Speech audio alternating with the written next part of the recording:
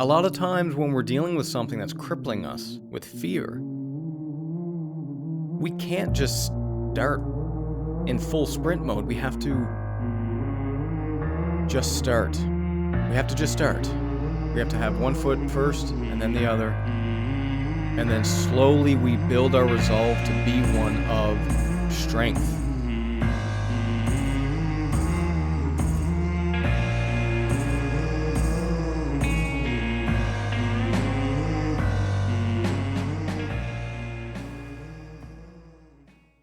Arise, arise, riders of Théoden. Spear shall be shaken, shield shall be splintered. A sword day, a red day, ere the sun rises. Ride now, ride now, ride. Ride for ruin and the world's ending. Death, death, death. That is a speech from none other than the Lord of the Rings. Of course, let's get nerdy again. The Two Towers, and it has to be probably, I would imagine, the best, or one of the best, at least, scenes that show in really great detail, with great emotion, an act of courage. And so let me set the stage here. We have a stage that is not so different from many other stages in history. If you look at D-Day, right, we have real-world examples. And we didn't have music in the background, but we do have that same courage. In fact, you could go back and look at many, many battles as acts of courage, and you can even assume that there are just an incredible amount of acts of courage from individuals that history has just forgotten about. And so you have situations, plots, stories where you have just odds that are stacked against you. D-Day. The odds were not with us. In this particular movie, this is a scene where the enemy's army is just way too big. It's too big. And so they're looking out at this army that they have to fight. And they're pretty certain that they're going to die. They're pretty sure they're going to die. Not so different from those young men, some women at D-Day, that also were pretty sure that they were going to die. Talk about acts of courage. I mean, you look at the odds, you look at the statistics, you look at the way that they were attacking, the fact that they are attacking really with sacrifice as a fundamental goal here. We're going to sacrifice as many people as we can with the hope that some people will actually get through and win. It's the same thing as in this movie, and it's the same thing as many other acts of courage in history. And so how do we face things with courage? I think this scene really portrays that really well. And if you want to look this up, you can look up the Rohirrim at Pelennor Fields. It's a very, very famous scene. Very, very well done. Couldn't be better. And so you have this army with certain death coming. They weren't too hopeful on winning. And you have to think about what these people are going to go through. They're looking out at this army that they're pretty certain that they're going to lose this fight. They have to march forward with that knowledge. They have to fight. They have to be courageous. They have to be strong. And they're probably going to have to see their friends die. And they're probably going to have to see themselves get injured and probably die. So there's a lot of pain. You're not just marching with the knowledge that I'm not going to be here in an hour or two. You're also marching with the idea that the last maybe hours, maybe days. I mean, sometimes in history when people got injured, they would lay out on the field for hours, just unable to live and unable to die. And so they just sit there and they lie there and they suffer for days. So you also have to go in with this knowledge that the last little bit of my life is going to be filled with a lot of pain, with maiming, and with me doing things that are horrific, with me killing people. Let's not sugarcoat it. And so that act of courage, like how do we even do that? I mean, it's hard to believe if you think about fear that you have in your life right now. And we all have fear in our lives. I talk often about the ice bath and how I have fear every morning. I have to look at myself as the coward that I have in me, like everyone else does, and hopefully the person who becomes courageous and does the thing that they want to do. But there's fear there. I mean, there's fear for people to go up and talk to someone, to introduce themselves, to try and make a new friend. And there's fear also in people in war because there are wars going on in the world right now. And so we have the same type of fear that we're referring to here. And if you think about that fear, I mean, it's hard to believe that anyone can even do it. Like, it's that difficult of a thing. Like, can you imagine going on a boat when you're 18 years old and you're seeing the boats in front of you that are trying to get up to the beach and the doors are coming down and the machine guns are just ripping everyone to shreds and you're hearing people scream. There's blood everywhere. And then your boat pulls up and the door in front of you lowers down and the machine gun fire just comes through your boat. Or maybe it doesn't, and maybe you're able to get up on the beach and then you get slaughtered there. Or maybe not. Maybe you're one of the lucky ones that is actually able to survive that thing. But I'll say it again, the amount of courage that takes is really, it's hard to comprehend. It's hard to comprehend how that's even possible. So how does that happen? Like, how do we actually do that? What are the ingredients? I think one of the most underlooked, maybe underappreciated parts of this is camaraderie. Meaning, it's a lot easier for us to be courageous when we have people standing by our side. Because let's take your friends that you have in your life, let's take your family, and if you're going to line yourselves up in a line and you're up against some odds, if you're up against some other group for survival, some people are coming after you and you have to defend yourself.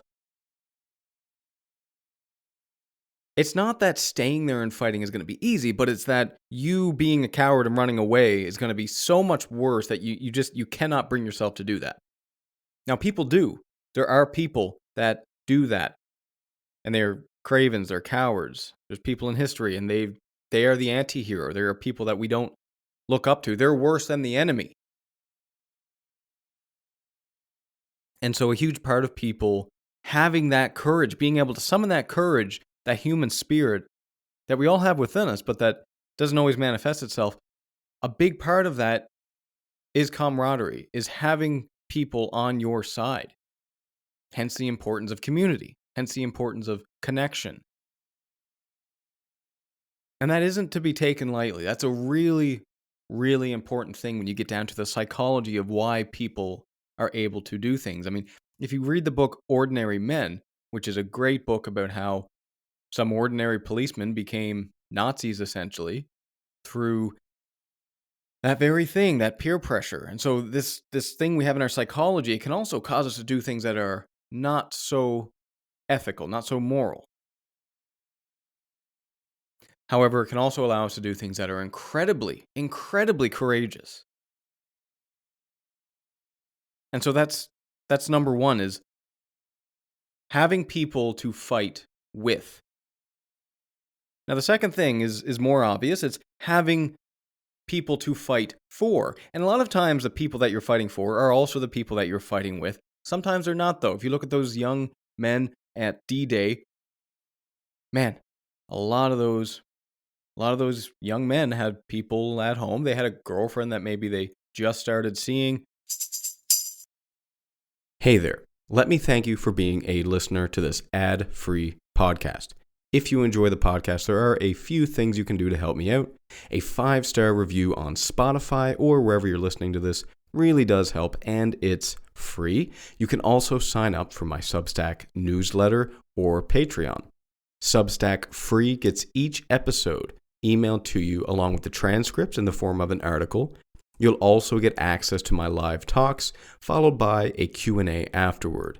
Substack Premium supporters and my patrons on Patreon get access to the recordings and a brief article of those Q&A sessions, access to full episodes of the Paradoxically Speaking podcast, my Steps to Success interview series, Stoic meditations, and much more.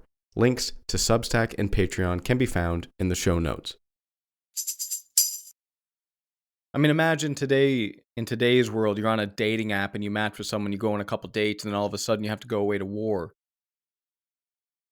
How hard that would be. And let's take away your cell phone and all you have is letters, pretty much. You don't even know if you're going to return. I mean, you can imagine how difficult that is. But from the courageous perspective, having someone to fight for is also just incredibly important. And so those two things, having people to fight with, having people to fight for, are really, really vital parts of this equation.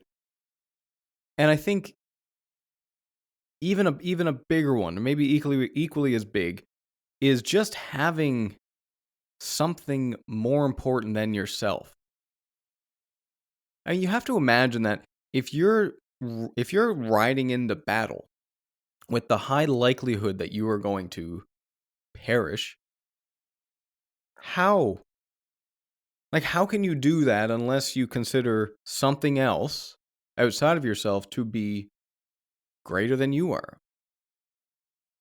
And now that can be the people that you're fighting for and with. It can be that army. It can be your family. It can also be a value system, like a fundamentally deep value system, such as courage, such as stoicism, such as Christianity. I mean, it's no secret that many of the world's religions have been involved in wars. And in order to do that, it's because people are willing to fight for their beliefs. But let's have a little look in a bit more depth of this scene here with King Théoden, who is the one giving the speech right before. You see, this character in this movie, he didn't really get off to a great start. He was more of a coward at the start when he's first introduced to us. He's kind of tainted. His mind is toxic. He's kind of a fallen king. He doesn't have the respect of his people. He's letting he let an advisor of him that is just really poisonous speak poison into his ear.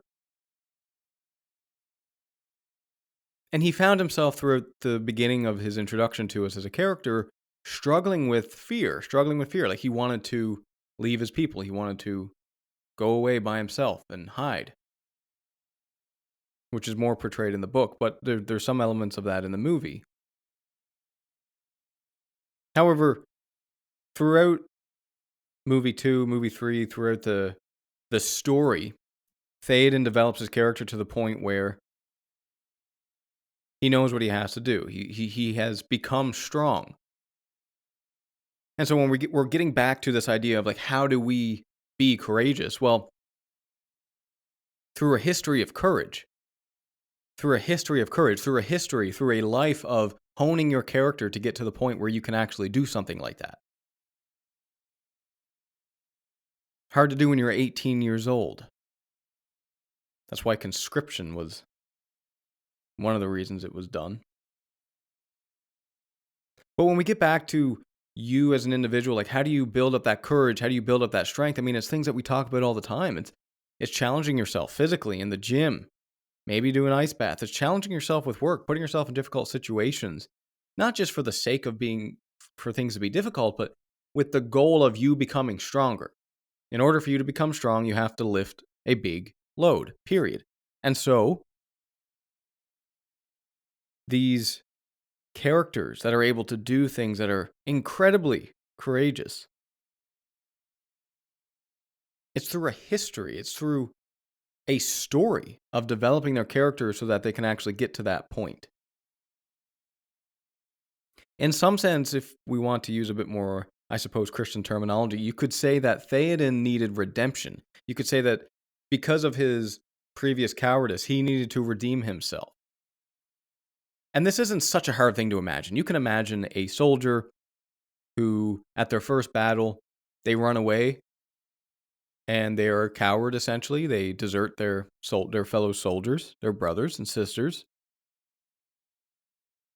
And then you can imagine how that would rip someone's soul apart. How that would just tear you up. And so you can imagine that maybe on the second battle, maybe they realize that that's not the way to go. Maybe they realize that courage is actually way more important because dying would be better than being a coward in front of people that you love and care about. So honing your character, just another reminder that even if things are easy for you right now, make sure you keep that edge on, man. Make sure you keep that edge because you never know when you're going to need it again. And when you do need it, you're not going to want to have to build it up again because that takes time. It takes time to build courage. Now, I want to zone in. Go watch the scene. Pause this if you want. Go watch the scene. It's an amazing scene, but there's a little detail I noticed recently when I was rewatching it. And this is a really practical piece of advice when we're talking about how to be courageous. You see, when we are thinking about courageous acts, such as the D-Day thing, right? Such as this fictional movie scene. A lot of times we're thinking about the difficult part. We're thinking about us being right there, the door is open, the gunfire is there, and we die. Or we get injured, and we suffer for 3 days, and then we die. Right? What a wonderful end. However, that's not actually how things happen. Things happen in a process, meaning you don't just end up there. There's a slow build up to that. There's you getting notification from the government that you're conscripted, you going out and getting your armor and your helmet and your gun, you maybe getting some training, you getting on the first boat to bring you over there, you getting on the little boat to go to the beach. Like, there's all these steps. And I mean, I'm summarizing some high level points, but you can imagine that in between that, there's a lot of time. And so if you look at that movie scene, what you'll see is that King Théoden, he gives this speech and he yells, "Death, death, death." And what he does is not start sprinting with his horse. With a very solemn face, he slowly starts to move his horse. Slowly. And then faster. And then faster. To the point where you can see the resolve on the soldier's face. That is, this is my time, this is my chance to be courageous. And it's the same thing with everything else you do in life. All these acts of courage, you don't need to start sprinting. A lot of times when we're in these situations where we're faced and we're crippled, we're seemingly crippled by this fear, we don't need to just start sprinting towards whatever it is we have to do. We have to start moving a foot. We have to start moving our toes even. One foot first, and then the other, and then the other, and then faster, and then eventually we get the resolve to do what we have to do. Let's say there's an email. Let's bring it to modern day, right? Right now in times of peace. Let's say there's this email that you're really nervous about writing. You're fearful. You don't have to open the email and just start typing and then send it in like 30 seconds. Why don't you open the email slowly? Then you start putting the names, and then you put the title in, and then you put the body in. And I know that's a very simple, benign example, but the truth is that that path is the same way as any other act of courage is done. A lot of times when we're dealing with something that's crippling us with fear, we can't just start in full sprint mode. We have to just start. We have to just start. We have to have one foot first and then the other. And then slowly we build our resolve to be one of strength and courage. And so, acts of courage, man. I think more and more of Stoicism as being a philosophy of courage. I think that's what it is. The courage to say, whatever is not up to me, I'm okay with. The courage to say, whatever is up to me, I'm going to work my damn ass off to make sure that I maximize my agency. The courage to say, death, that's probably not so bad. The courage to say, this act of courage, of bravery that I have to perform, well, it's far better than the alternative of being a coward. And so I hope this gave you a little bit of practical advice on how to be courageous, because we see these acts in movies and we read about these in books,